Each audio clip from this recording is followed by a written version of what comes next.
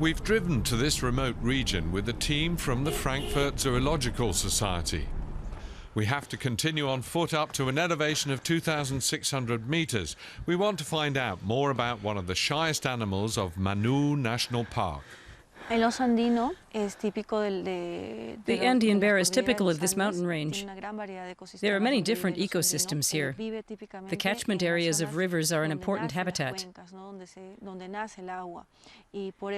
We call the Andean bear the gardener of the forest.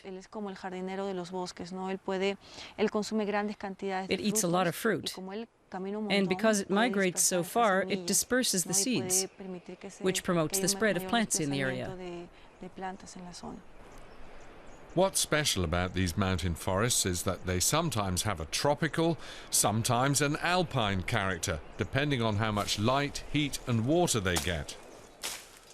Roxana Rojas is heading a project here researching the life of the spectacled or Andean bear. She installs camera traps along age-old trails the Incas once used, because the bears would also rather use the trails than fight their way through the dense vegetation. Only a few people have seen Andean bears in the wild, but you can find evidence of them.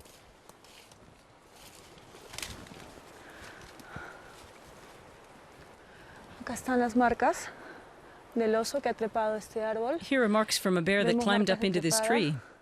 You can see exactly where he clawed into it. Here, this one's even better. Its 4 claws latched on here so he could get up the tree.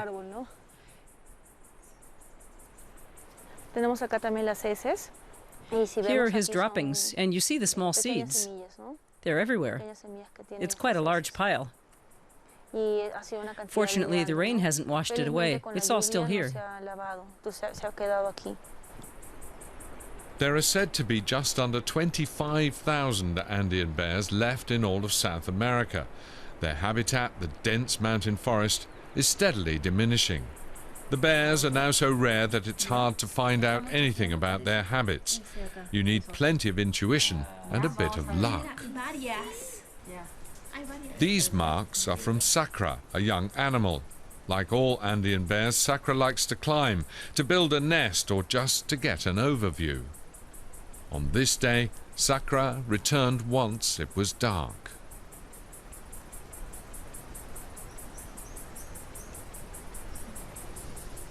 In the evening, Roxana and her team evaluate the pictures from the camera traps. An old acquaintance turns up, Hatun, who keeps away from humans but loves to loot their cornfields. Then Roxana and her colleagues have to get going again, up to 2,800 meters, to register the incident and gather evidence. Now let's take a look at this. Here are a few marks that show how the bear eats the maize. He does it just the way we do. First he uses his paws and then he removes the cobs with his claws. Sometimes he leaves the cobs in. And you can see the claw marks very well here, for example.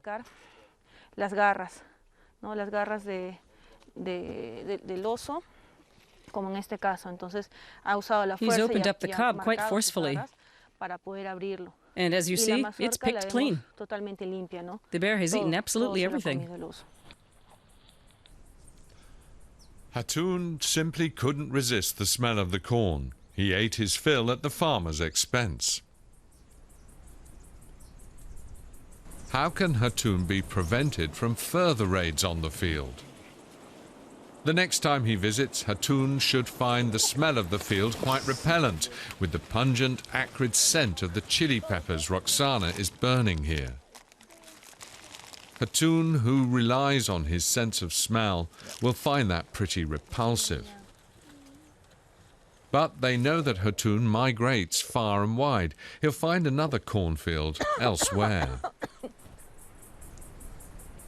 Together with local farmers, Roxana and her team have to find ways to avoid conflicts with wild animals. It's not easy to campaign for the protection of Andean bears when the farmers themselves are struggling to survive. Bien, sí, manta, palabras pa. I have to say, the bear actually does reduce our yields. It wouldn't bother me if we went elsewhere, because it's really a lot of work making sure he doesn't do any damage. The Frankfurt Zoological Society's projects aim to offer people an alternative to farming in order to avoid future conflicts with wild animals.